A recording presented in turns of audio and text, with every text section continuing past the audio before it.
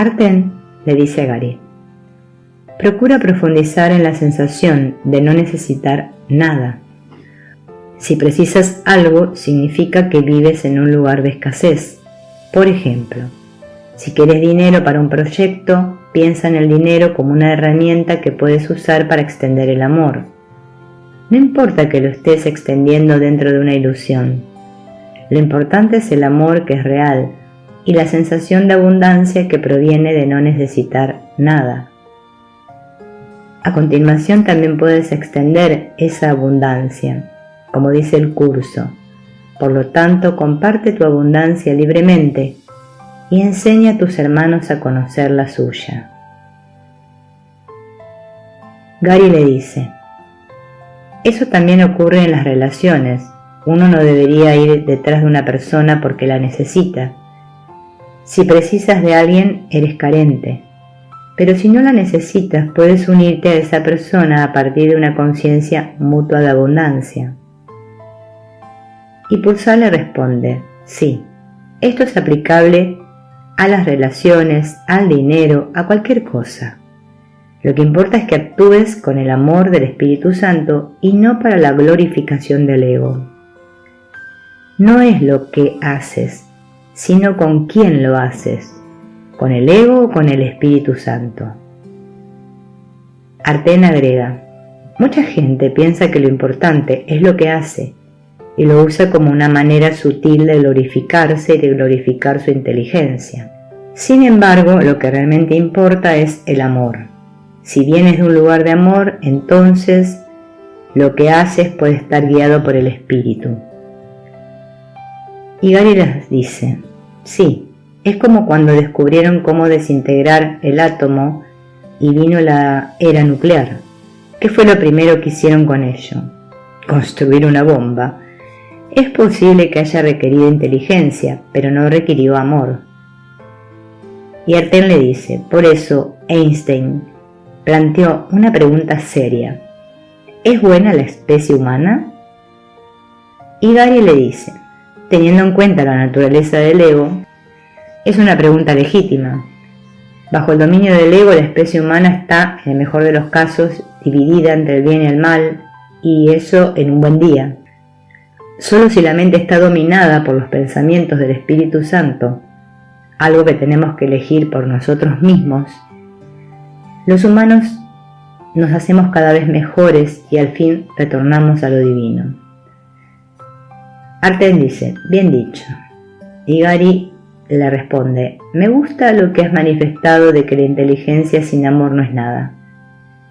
Y Arten agrega: en algunos encuentros de los grupos de un curso de milagros en los que has participado, ha habido alguien que lo sabía todo sobre el curso y pretendía tener razón en todo, sin aceptar el desacuerdo. Por otra parte, en tus viajes, has conocido mucha gente de la que el mundo diría que son retrasados mentales. ¿No te parece interesante que muchos de estos hombres y mujeres parecen ver a las demás personas con amor? Ahora bien, como te hemos dicho en el pasado, tal como veas al otro, te verás a ti mismo. Por lo tanto, el retrasado mental que ve a los demás con amor está haciendo más progresos espirituales en este ciclo que el intelectual que prefiere tener razón a ser feliz. Y Pulsar le dice: tu manera de usar la mente depende de ti. Como dijo Erich Fromm, el amor es la respuesta al problema de la existencia humana. También es el camino a casa. Por supuesto, el verdadero perdón acelera la experiencia del amor, y esta es la razón por la que siempre volvemos a él. Pero recuerda, en el curso, la palabra amor representa un sistema de pensamiento completo, el sistema de pensamiento del Espíritu Santo. Y la palabra miedo, en el curso, también representa un sistema de pensamiento completo, el del ego. Los dos sistemas son mutuamente excluyentes y nunca podrán ser reconciliados. Tienes que elegir uno o el otro, porque de otro modo tu mente se dividirá. En el cielo no hay opuestos, y para volver a entrar en el reino de los cielos, no debe haber lealtad en tu mente a los opuestos. Gary les dice: A medida que permito al Espíritu Santo tomar una parte cada vez mayor de mi mente, lo cual no da miedo, porque de todos modos el Espíritu Santo es lo que yo realmente soy, tengo la impresión de que no necesito preocuparme por cosas que antes me preocupaban. Por ejemplo, el último par de años he notado que ya no estoy tan interesado por la política como en el pasado. Creo que he perdonado tanto a los políticos que salen por la tele que ya no me afectan. Y Purcell le dice, excelente, y eso no significa que no puedas votar si deseas hacerlo, o que no puedas prestar un poco de atención. Pero no estás en un estado de reacción con respecto a eso, y por tanto tienes mucha más paz. Y Gary les responde, sí, y parece que ya no me preocupa tanto tener suficiente dinero para retirarme o hacer cosas. Es como si supiera que mis necesidades son atendidas y siempre lo estarán. Purcell le dice, muy bien, como enseña la sección de psicoterapia del curso. A propósito, esa sección usa mucho la palabra terapeuta, pero podría sustituirla por sanador o maestro, o cualquiera que fuera tu trabajo y significaría lo mismo. Incluso un terapeuta avanzado tiene algunas necesidades terrenales mientras está aquí. Si necesita dinero se le dará, no como pago, sino para ayudarlo a desempeñar mejor su función dentro del plan. El dinero no es malo, el dinero no es nada, pero nadie aquí puede vivir sin ilusiones, pues aún debe esforzarse por lograr que la última ilusión sea aceptada por todo el mundo y en todas partes. Tiene una magna función en este único propósito para el cual vino. Permanece aquí solo para eso, y mientras esté aquí, se le dará todo lo que pueda necesitar. Y Gary dice, eso es genial, y no importa cómo venga, simplemente llegará si tiene que hacerlo. Algunas personas creen que es importante cómo viene. Tengo un amigo que dice, conseguí mi dinero a la antigua. Y Arten le dice, una herencia. Y Purcell, a propósito, en el original, esa cita decía, él no permanece aquí sino para eso. El curso usa mucho la construcción no, sino, porque, como hemos comentado, está escrito en lenguaje shakespeariano. Pero alguien como tú, que no conoce bien la obra de Shakespeare, puede sustituirla por solo a lo largo del curso para leerlo con más fluidez. Y Gary le dice, bien, me gustan las pequeñas claves de este tipo. ¿Alguna más? Y Purcell le dice, sí, pero no es una clave pequeña. Recuerda, ¿para qué es todo? Pase lo que pase durante este próximo mes. Por eso, esta enseñanza es tan consistente e importante. Siempre sabes para qué es todo. Es para perdonar. En lugar de dar realidad a tus ilusiones, puedes entregarlas a la verdad. El curso es muy claro en sus explicaciones sobre esto. Por ejemplo, el mundo es una ilusión.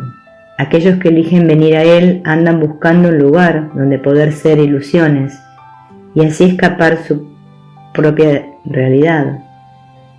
Mas cuando se dan cuenta de que su realidad se encuentra incluso aquí, entonces se hacen a un lado y dejan que ésta les muestre el camino. ¿Qué otra alternativa tienen realmente? Y Gary dice, aquellos que eligen venir a él. Pero habéis dicho que la dirección de la mente es automática dependiendo de si aplicas el perdón. Esta cita parece querer decir que tomamos la decisión de venir aquí entre vidas. Y Purcell dice, no, es una metáfora, como buena parte del curso. Elegiste venir aquí en el instante original en el que optaste por el ego, en lugar del Espíritu Santo, y el universo de tiempo y espacio fue fabricado. A partir de ese instante, elegiste quedarte aquí al no practicar el perdón, y eliges ir a casa al no aceptar la interpretación que hace el ego de las relaciones, situaciones y sucesos. La cita de la que hablamos es una metáfora porque el tiempo es holográfico, aunque las elecciones que tomas aquí parecen lineales. Esta es la paradoja del tiempo. en el holograma ya ha ocurrido, pero en tu experiencia lineal aún tienes que vivirlo. Quieres negarte a tomarte en serio la naturaleza lineal del tiempo y hacer la única elección real posible, que es simple. Esa elección pasa por alto la loca ilusión del tiempo, como dice el curso en la misma página. Esta es la sencilla elección que hoy llevamos a cabo. La demente ilusión permanecerá de manifiesto por un tiempo, para ser completada por aquellos que eligieron venir y que aún no han experimentado el regocijo de descubrir que se equivocaron al decidir. Ellos no pueden aprender directamente de la verdad, puesto que la han negado, y así tienen necesidad de un maestro que pueda percibir su demencia, pero que pueda ver también más allá de la ilusión la simple verdad que mora en ellos. Si la verdad exigiese que renunciasen al mundo, les parecería como si se les estuviese pidiendo que sacrificasen algo que es real. Muchos han elegido renunciar al mundo cuando todavía creían que era real, y como resultado de ello se han visto abatidos por una sensación de pérdida y consecuentemente no se han liberado. Otros no han elegido otra cosa que el mundo, y su sensación de pérdida ha sido aún mayor, lo cual no han sido capaces de entender. Entre estas dos sendas hay un camino que conduce más allá de cualquier clase de pérdida, pues tanto el sacrificio como la privación se abandonan de inmediato. Este es el camino que se te pide recorrer ahora. Y Pursa le dice, y así tu camino es no estar apegado al mundo. Está bien que vivas tu vida, pero crees cada vez menos en su realidad, a medida que continúas eligiendo la santidad.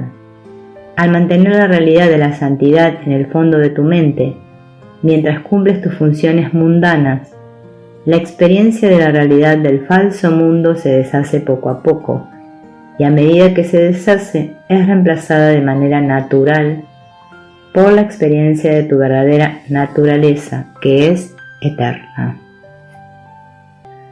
Arten le dice a Gary, estamos contentos contigo, hermano.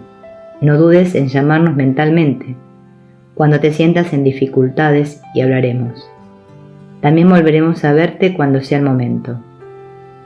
Me siento agradecido a ustedes dos y gracias por el viaje, les dice Gary. Ha sido un placer. Estás a punto de emprender otro. Disfruta de las ilusiones de Miami, le dice Pursa. Nota. Arten y Pursa desaparecieron instantánea y a la vez, como siempre. Esa semana hice un viaje a Miami para impartir un taller en la iglesia de la Unidad sobre la bahía.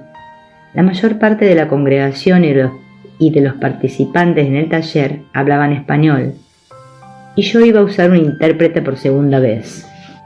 Hay dos tipos de traducciones orales, consecutiva y simultánea. En la consecutiva dices una frase o dos y después te paras para que el traductor repita lo que acabas de decir. Así es como se suele hacer si no dispones de un equipo para la traducción simultánea. En la consecutiva, mientras haces la pausa y esperas que acabe el traductor, tienes que recordar lo que acabas de decir y seguir desde allí. No es tan divertido como perderte en el Espíritu Santo. En la traducción simultánea, el traductor habla a un micrófono que no es audible para todo el grupo, y la traducción llega a quienes se ponen los audífonos para oírla. El traductor trata de seguir tu discurso. A la mayoría de los oradores les es más fácil hablar de esta manera, porque no tienen que alterar su estilo. Pueden ser ellos mismos, pero generalmente van un poco más lento de lo habitual para ayudar al traductor. Después de todo, hacen falta más palabras para decir algo en español, italiano, francés y muchas otras lenguas que en inglés.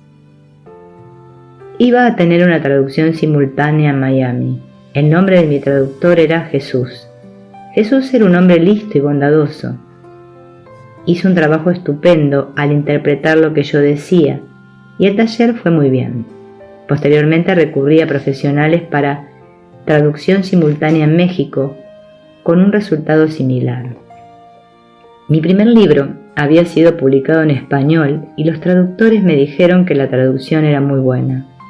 Esto me puso muy contento porque sabía que un curso de milagros crecía más rápido en español que en cualquier otra lengua. Después del taller, Jesús se ofreció para acompañarme a dar un paseo por la ciudad. Para mí, Miami era South Beach y el perfil de los edificios urbanos que a veces veía por televisión. Pero Jesús estaba a punto de hacerme cambiar esta falsa impresión. Varios de los participantes en el taller decidieron venir con nosotros. Jesús nos explicaba los distintos parajes que visitábamos. A veces hacíamos el chiste de que seguíamos a Jesús.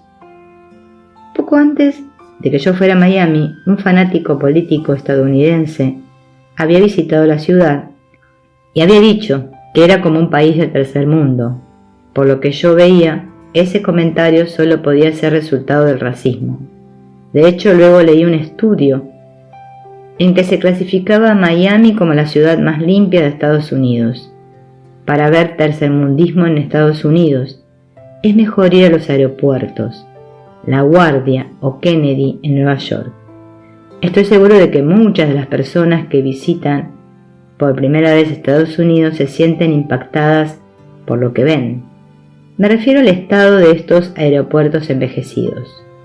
El de Miami, por contra, tenía un aspecto estupendo. Jesús tenía una gran voz y hablaba su idioma de manera muy bella. El español me sonaba casi como música. Es mucho más colorista e interesante que el inglés. Nunca he tenido mucho talento por los idiomas. No es uno de mis dones en esta vida. Pero me encantó escuchar a Jesús hablar con sus amigos en español. A continuación me repetía las mismas cosas en inglés para que yo entendiera lo que veía durante su generoso paseo. Jesús nos llevó por la ciudad conduciendo por algunas de las playas e islas que yo había visto antes. Después pasamos por sitios nuevos y desconocidos. Visitamos vecindarios preciosos como Coral Gables y Coconut Grove. Las palmeras, los ocasionales canales de agua, los paisajes bien conservados y las hermosas casas hacían que estas áreas fueran muy atractivas. Y después fuimos a la pequeña Habana. Visitamos una fábrica de puros cubanos, en cuya parte de atrás, según los rumores, se podían comprar unos puros habanos ilegales. También nos detuvimos en un popular restaurante cubano y Jesús me ofreció una bebida llamada mojito. Sabía dulce, pero no tardé mucho en darme cuenta de que también era muy fuerte. Por suerte tuve la lucidez de recordar que tenía que volver a hablar al día siguiente y decidí no tomar otro.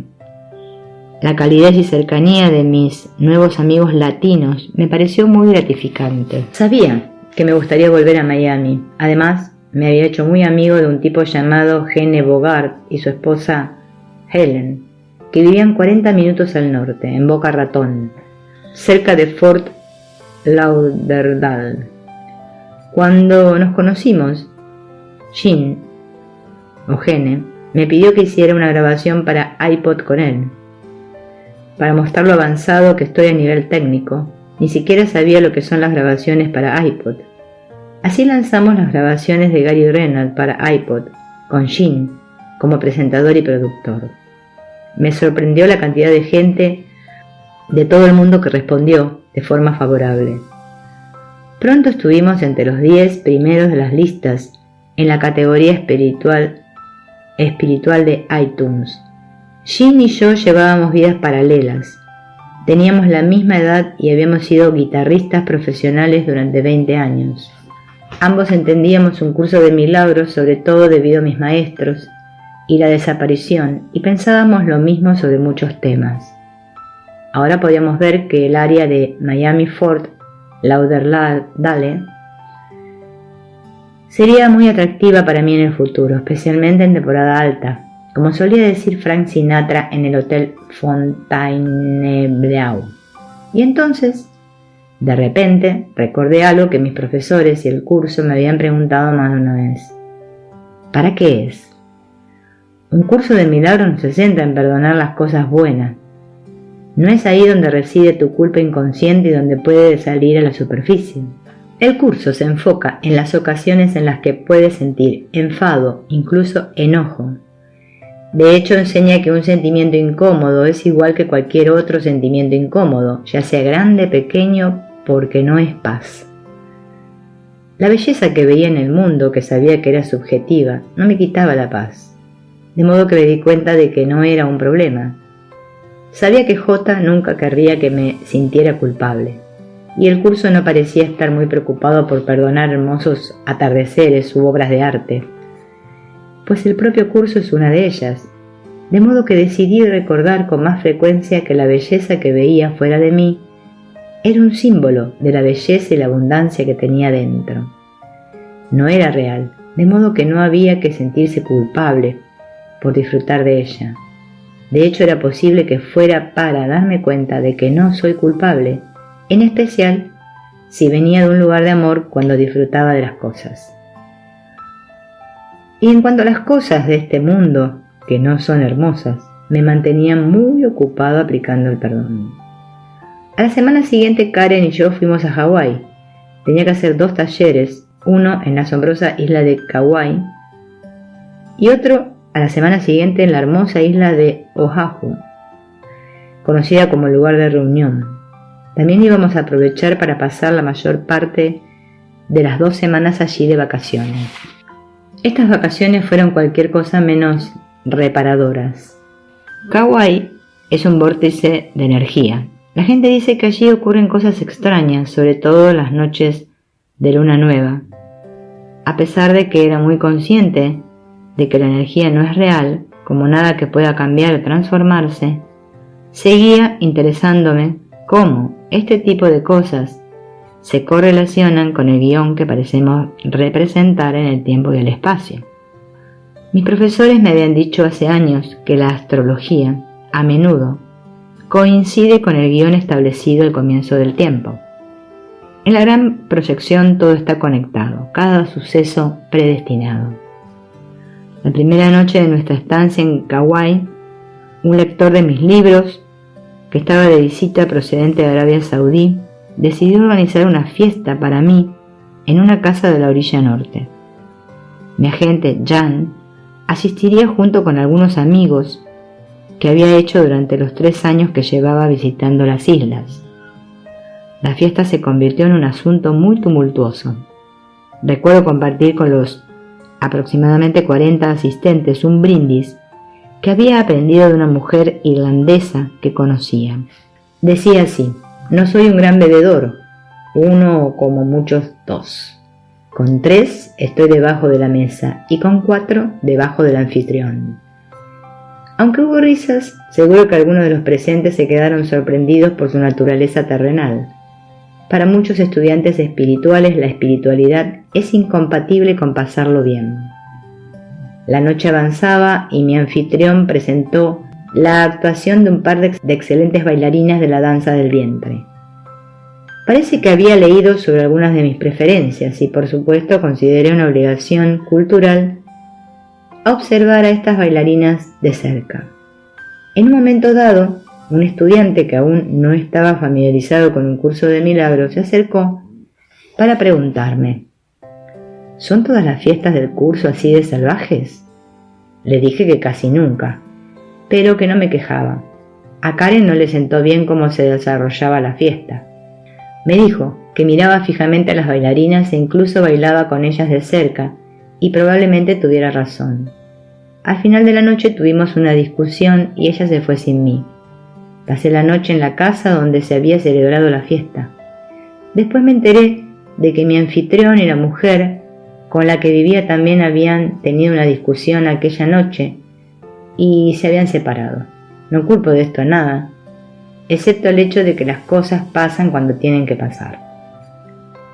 No obstante, la sincronía con la que ocurren es asombrosa. Karen y yo volvimos a juntarnos al día siguiente y decidimos continuar con las vacaciones. Estábamos tan acostumbrados a estar el uno con el otro que era difícil soltar. Fue doloroso y el resto del viaje fue un desastre, como una tortura, pero sin la diversión. Nunca dejé que mi vida personal afectara a mi docencia. 2 días después, mi taller en Kauai fue muy bien, e incluso hice 3 nuevos amigos que habían venido desde California y que iban a intervenir cada vez más en mi vida en los meses siguientes. El resto de la semana que pasé con Karen en Kauai fue una maravilla de la dualidad, tanta belleza y paz y al mismo tiempo tanta desdicha. Karen y yo no podíamos llevarnos bien. Me costó recordar el verdadero propósito de esto, pero lo intenté. Recuerdo que leí varias veces un pasaje del curso y que entregaba la situación a Dios. Llevar el ego ante Dios no es sino llevar el error ante la verdad, donde queda corregido por ser lo opuesto a aquello con lo que se encuentra. Allí queda disuelto porque la contradicción no puede seguir en pie. ¿Por cuánto tiempo puede seguir en pie la contradicción una vez que se ha expuesto su absoluta imposibilidad? Lo que desaparece en la luz no es atacado, simplemente desaparece porque no es verdad. La idea de que hay diferentes realidades no tiene sentido, pues la realidad es una sola. La realidad no cambia con el tiempo. El estado de ánimo o la ocasión, su naturaleza inmutable, es lo que hace que sea real. Esto no se puede deshacer. El proceso de deshacimiento solo es aplicable a la irrealidad y eso es lo que la realidad hará por ti. En Oahu dimos la vuelta a la isla y absorbimos su belleza. Estuvimos justo al lado de la playa, en la preciosa ciudad de Kailua. Nadamos con los delfines, pero ni siquiera eso parecía mejorar la situación. Una noche trabajaba en mi ordenador escribiendo lo que acabaría siendo este libro, y de repente Karen empezó a quejarse desde la cama de que estaba haciendo mucho ruido al teclear. No me lo podía creer, pensé. ¿Con qué estamos pagando el poder estar aquí? Esto rompió mi cadena de pensamientos y reforzó la sensación sombría que imperaba. También pensé, puedo responsabilizarme de todo esto, pero sigue siendo difícil de entender. Tal vez se deba a que el mundo del ego no siempre es comprensible. Por cada bien hay un mal, y la única manera que tengo de entenderlo es que ninguno de ellos es cierto. Hay una verdadera felicidad más allá de ambos, el bien y el mal. Pero esa felicidad no depende de lo que parece estar ocurriendo en el universo de tiempo y espacio. En medio de este ambiente extraño, me reconfortó el apoyo que recibía, ya no solo en Estados Unidos, sino en todo el mundo. Mi primer libro había sido publicado en 18 idiomas y recibía apoyos de múltiples fuentes. En Estados Unidos conocía estudiantes espirituales cada semana y esa ha sido una de las experiencias más felices de mi vida. Podía ver en sus rostros que mis libros y discursos marcaban la diferencia. La desaparición era muy elogiada en las publicaciones impresas. El carácter positivo de muchos comentarios en Internet me resultaba muy estimulante, porque cuando el libro había sido publicado por primera vez,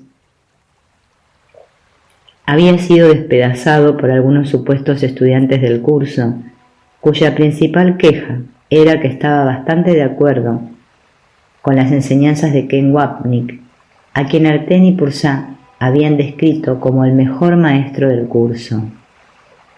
El libro también contenía muchas contribuciones personales que los críticos ignoraron, pero quienes apoyaban el libro parecían compartir una razón, expresada de manera muy precisa por una estudiante del curso, llamada Raquel Azorre.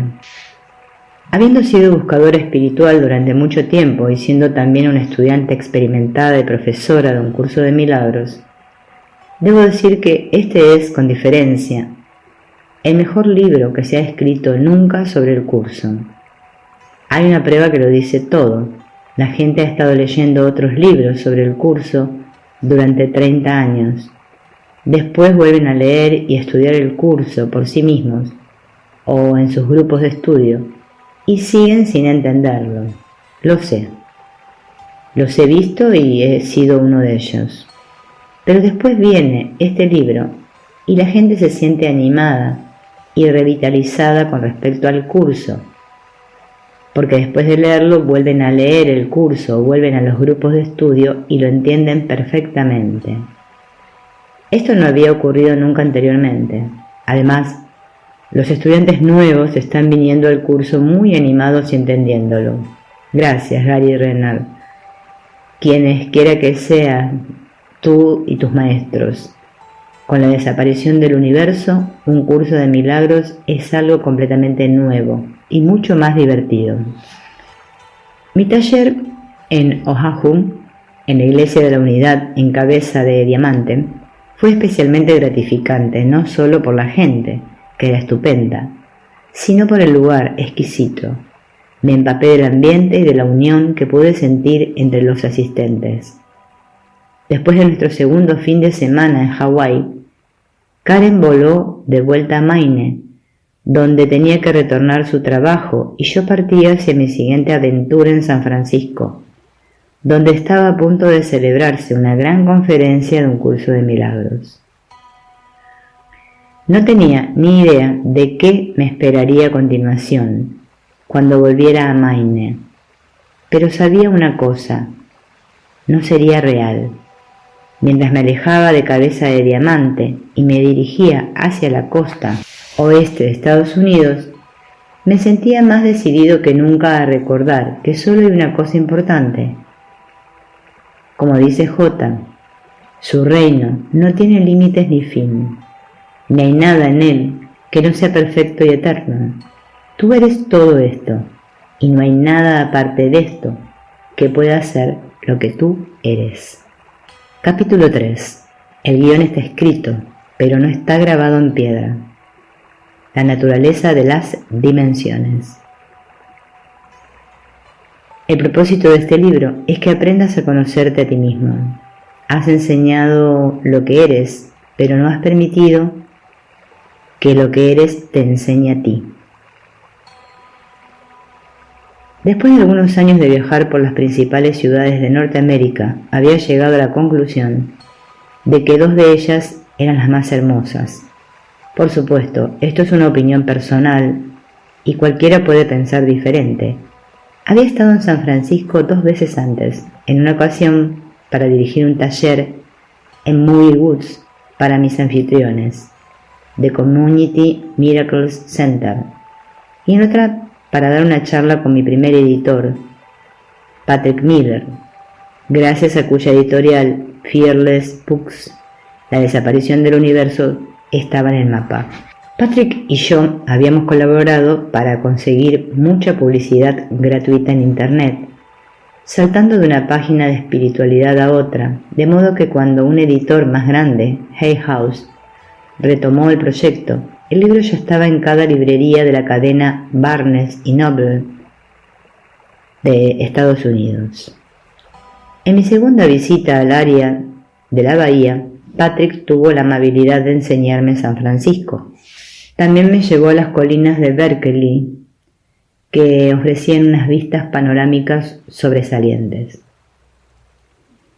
Mi nuevo amigo de aquella época, Jean Bogart, que había trabajado con Patrick recitando hábilmente uno de sus libros para hacer un CD de audio, y su esposa Helen también estaban con nosotros. Mientras explorábamos la zona, tanto por tierra como por mar, comencé a apreciar algunas de las razones por las que a la gente le encanta la ciudad junto a la bahía. La otra ciudad de Norteamérica que considero hermosísima es Vancouver, en la Columbia Británica, Canadá. Aunque no conozco todas las ciudades, Vancouver rompe los moldes por su belleza. Recuerdo que hice mi primer taller allí en 2004. Ebrio por la hermosura de las vistas, caminé con un nuevo amigo para ir a comer. Luego, cuando estábamos a punto de salir del restaurante para volver al taller, mi amigo dijo: «Oye, Eckhart Tolle está ahí atrás. ¿Quieres conocerlo?» «Claro, ¿por qué no?» Mi nuevo amigo, que conocía a Eckhart, me lo presentó. Hablamos un poco sobre nuestros libros y me di cuenta de que era un hombre muy llano y humilde. No vi nada que me hiciera pensar que no fuera auténtico. Más tarde pensé que era notable la forma en la que se había producido el encuentro. ¿Qué probabilidades tenía yo de salir a comer en una ciudad de 1 millón de habitantes y encontrarme accidentalmente con Eckhart Tolle? Recordé que los accidentes no existen.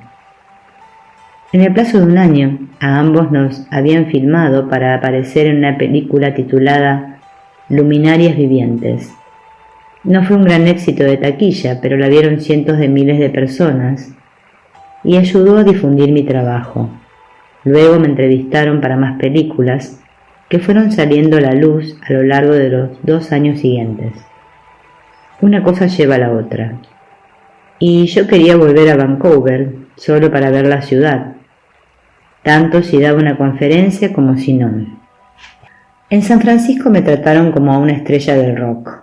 Me preguntaba si los artículos negativos que los otros 3 autores del curso habían escrito sobre mí habrían tenido algún efecto en lo que la gente pensaba de mi persona. No tardé mucho en averiguarlo. En el congreso solo 3 autores conseguimos hablar ante todo el público asistente. Yo fui uno de ellos y los otros 2 fueron 2 de los 3 autores que habían escrito artículos negativos con respecto a mí. Ellos nunca mencionaron los artículos y yo tampoco. De los 3 oradores, el primero prácticamente durmió a los asistentes. A continuación llegó mi turno. La estrepitosa ovación que recibí con el público, puesto en pie incluso antes de que empezara a hablar, me indicó que la gente basaba su experiencia de mí en su experiencia de mis libros. Aunque la mitad de ellos me conocía personalmente por mis viajes por el país durante los años anteriores, la otra mitad solo me conocía por mis escritos. A veces pido a las personas que levanten la mano para ver cuántas han leído La desaparición, porque eso me ayuda a tener una idea de con quién estoy hablando. Aquel día, el 90% levantó la mano para indicar que había leído mi primer libro. Hablé durante 1 hora y 15 minutos, que era todo lo que se me permitió. Habría podido hablar durante 5 horas. Incluí mi humor de sábelo todo. Siempre me gusta hacerlo en mis enseñanzas sobre el curso. Las reacciones del público al final de la charla y los saludos en los pasillos, en las comidas y durante la firma de libros confirmaron mis sospechas. La experiencia de amor entre la mayoría de los estudiantes del curso y yo no podía ser afectada por las opiniones de otros. A medida que transcurría el fin de semana, la conferencia se fue convirtiendo en una fiesta de amor. Estudiantes del curso, que habían estado enfrentados durante años por problemas legales o por desacuerdos con respecto al significado del trabajo, ahora se abrazaban. Entonces sentí un impacto. Allí había un gran grupo de estudiantes del curso que no siempre coincidían en su interpretación, pero eso no importaba. Si eres estudiante del curso y sigues con él el tiempo suficiente, al final te das cuenta de que lo importante es perdonar. Y el perdón es lo único que hace falta para que se produzca una fiesta de amor. El amor sigue al perdón de manera tan natural como, parafraseando a nuestro amigo Shakespeare, la noche sigue al día. Lo que veía me animó. Era un triunfo de la experiencia sobre la teología. Como el curso nos enseñó a todos en el Congreso, una teología universal es imposible, mientras que una experiencia universal no solo es posible, sino necesaria. Y esto era lo que veía ocurrir ante mis ojos. No solo me emocionó la experiencia de amor en San Francisco, sino que también me di cuenta de que la sabiduría contenida en un curso de milagros es exactamente eso, sabiduría. Funciona siempre que la gente recuerda que lo importante es perdonar. Y esa es la única manera en la que puede funcionar. Iba a hacer una parada en Portland, Oregón, al fin de semana siguiente y después volvería a casa en Maine para mi cumpleaños y tendría un par de días libres antes de salir para The Crossing en Austin, Texas. Pero justo antes de salir hacia Portland, mis profesores favoritos volvieron a visitarme y parecían disfrutar de usar cuerpos para enseñarme que ni esos ni ningún otro cuerpo eran reales. Comenzaba el mes de marzo de 2007. Mi preciosa Pursa habló primero.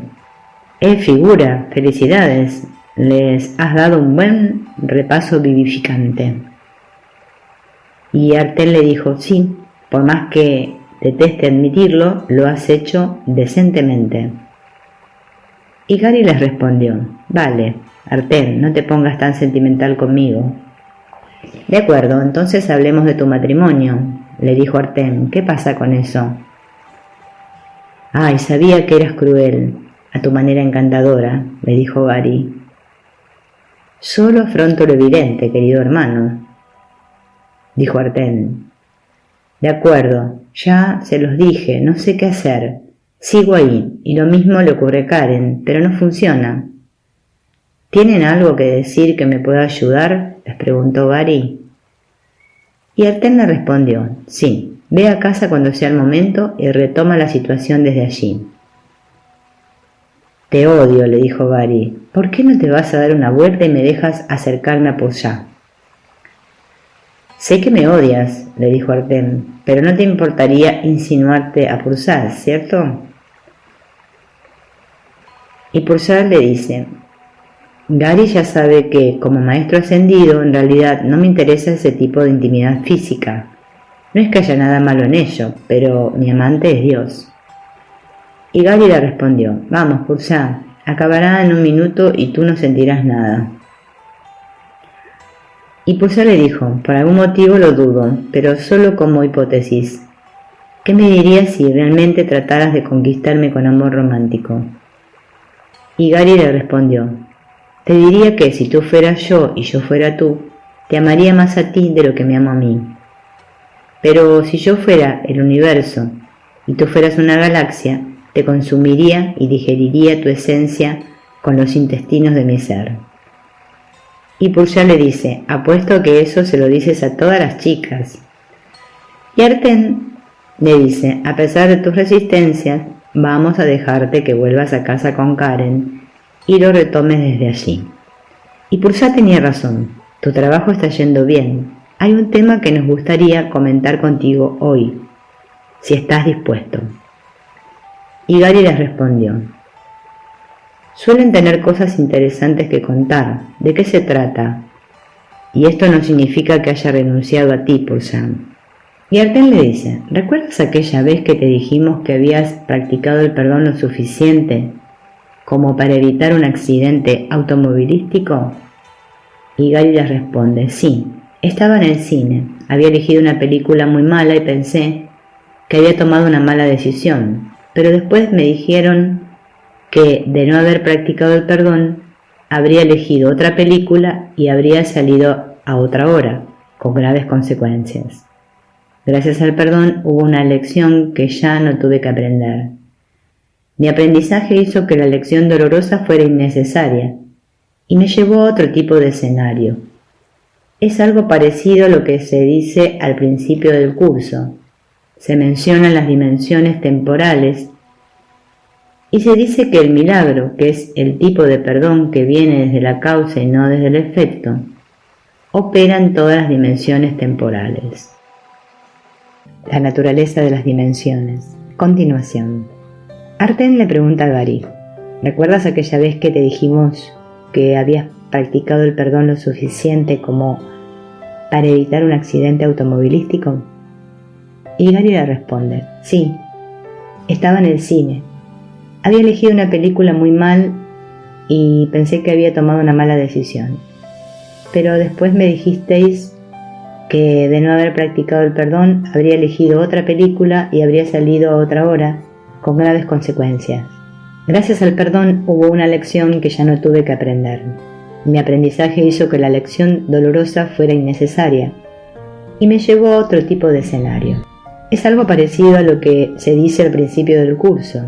Se mencionan las dimensiones temporales y se dice que el milagro, que es el tipo de perdón que viene desde la causa y no desde el efecto, opera en todas las dimensiones temporales, les dice Gary. Y Arten le responde, bien, ¿qué pasaría si yo te dijera que las personas no pueden hacer eso a nivel individual, pero que la raza humana como un todo puede hacerlo? Y Gary le dice, Jesús, nunca había pensado en eso. ¿Significa eso que todo podría alterarse en función de lo que la raza humana piense como colectivo? Y cuando digo alterarse no quiero decir que el guión pueda cambiar, porque no puede. Hay algo más que ocurre cuando hablamos de cambiar las dimensiones temporales. Y Arten le responde, exactamente Gary, por ejemplo, todas las predicciones que hicimos con respecto al futuro en nuestras primeras 2 series de visitas, además de todo lo que digamos aquí, podría quedar anulado y sin efecto si la raza humana cambiara a otra dimensión temporal. Si una cantidad suficiente de gente practicara el perdón, podrías cambiar de escenario. Y también sería posible que el Espíritu Santo borrara la vieja cinta. Así es como el Espíritu Santo colapsa el tiempo para un individuo y hace que esa persona avance en el esquema general de las cosas. Lo mismo puede hacer por el mundo en su totalidad.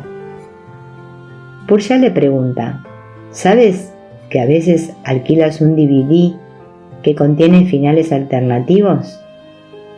También puedes elegir otro final para esta película que estás viendo. Y Gary les dice, sí, no me gustan los finales alternativos porque prefiero que las películas sean obras de arte acabadas, pero no me importaría que la raza humana contemplara algo mejor. Y Pursa le dice, bien, recuerda esto, aunque elijas ver ese final alternativo, ya ha sido filmado, de modo que en realidad no estás cambiando el guión, estás viendo otra parte de él y la parte anterior está siendo borrada. No fabricas el nuevo desenlace sobre la marcha, ya está allí. Y Gary le dice, ya entiendo, como dice el curso, solo revisas mentalmente algo que ya ha ocurrido. Este aspecto del proceso no cambia nunca. Y Pursa le dice, así es.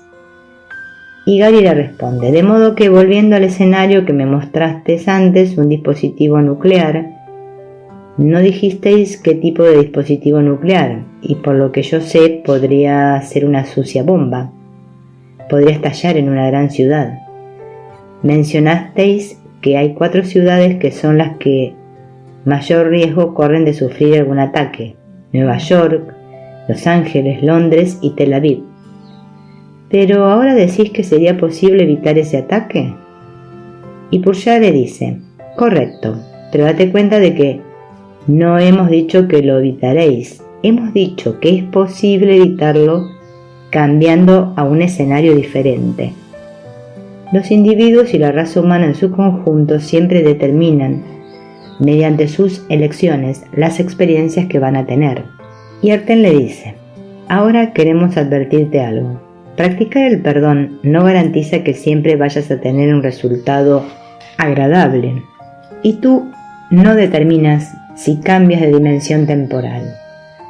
Solo el Espíritu Santo puede hacerlo, porque el Espíritu Santo puede ver el cuadro mayor y tú no.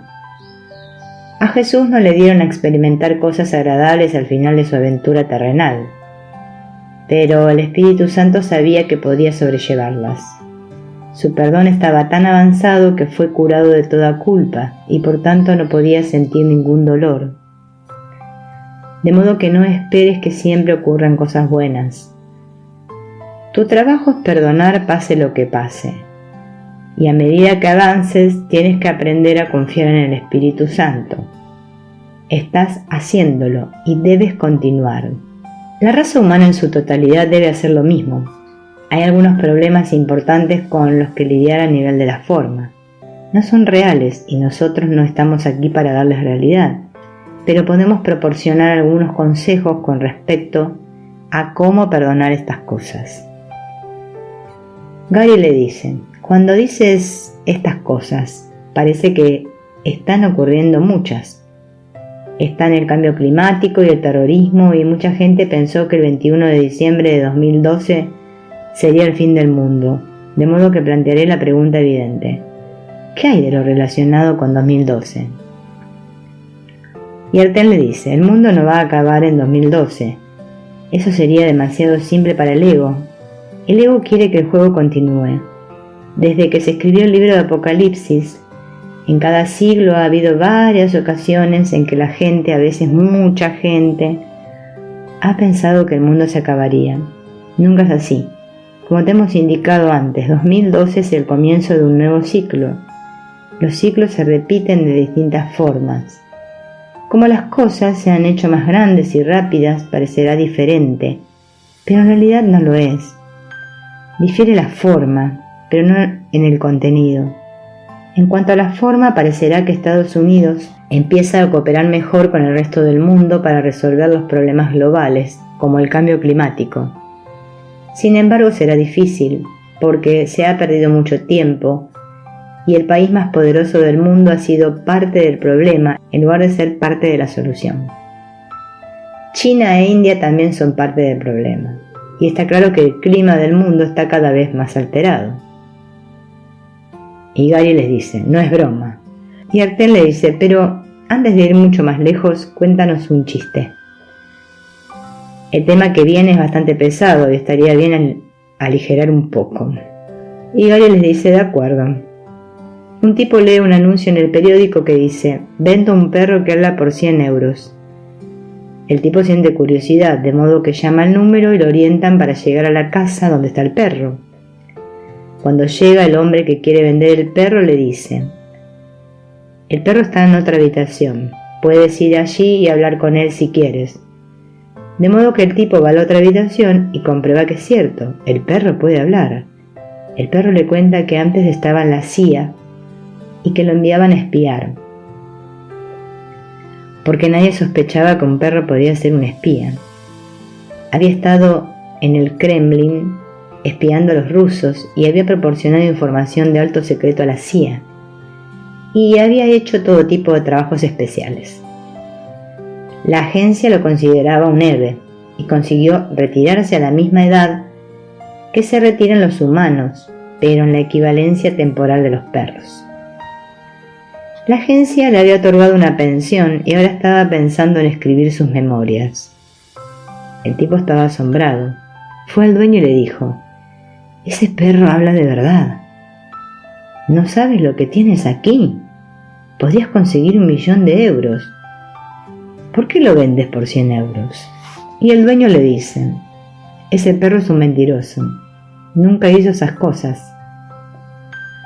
Y Pursa le dice: muy bueno. Gary, es una historia verdadera. Y Arten le dice: estabas empezando a hablar sobre el clima.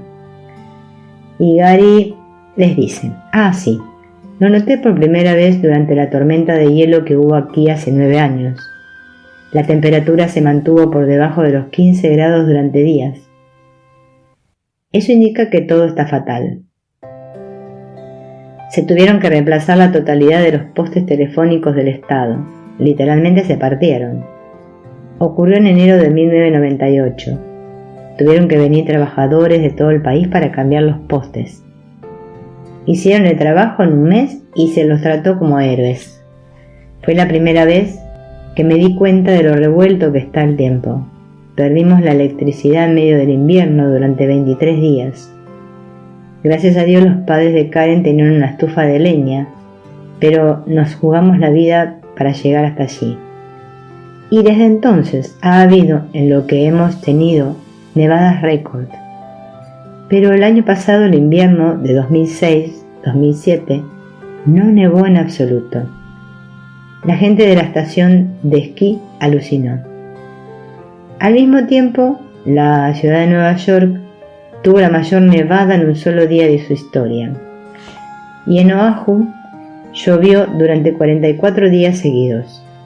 Eso no había ocurrido nunca antes. La cosa se está poniendo bíblica ahí fuera, ¿no? Pursa. Hablando de tiempo extraño, este año nevará en Bagdad por primera vez en la historia. Londres tendrá su primer tornado. California recibirá solo 5 litros por metro cuadrado de lluvia en todo el año. Habrá sequía, tanto en el sureste como en el suroeste. Y el año que viene habrá inundaciones terribles en medio oeste. Es como si siempre pasara lo mismo. Hay demasiada lluvia o demasiada poca. Hay demasiada nieve o no la suficiente. Hace demasiado frío o un calor insoportable. Todos son extremos. El tiempo normal está desapareciendo. Las tormentas serán mayores y más dañinas. Y Gary les pregunta, ¿y dices que el mundo hará un verdadero esfuerzo con la cooperación de Estados Unidos para arreglar el problema? Purcell le responde, correcto, pero se va a llegar cerca de una catástrofe climática. China no cooperará. A propósito, a la desaparición le iría bien en la China continental. Gary les dice, ¿estás de broma? Ni siquiera la dejan entrar en la China continental. No les gustan los libros que hablan mucho de Dios. Y Purcell le responde, eso es cierto, pero lo que el gobierno comunista chino realmente teme son las posibles amenazas al Partido Comunista, y este no es tu caso, de modo que al final dejarán entrar tu libro. Y Gary dice, genial, tal vez pueda irme allí alguna vez. Y Purcell dice, tal vez, pero no olvides consultar con nosotros y con el Espíritu Santo, que es lo mismo, antes de decidir ir a cualquier parte. Tú nunca sabes cuándo es el momento adecuado o un momento seguro para visitar un país, a menos que lo preguntes. ¿Planeas hablar en los 50 estados? Y Gary les dice, sí, este año llegaré a los 40. Y Purcell le responde, muy bien, no te olvides de tomarte descansos y de ser bueno contigo mismo. Además, aunque en el pasado te aconsejamos que respondieras las preguntas de tus críticos, eso no significa que siempre vayas a tener que hacerlo en el futuro.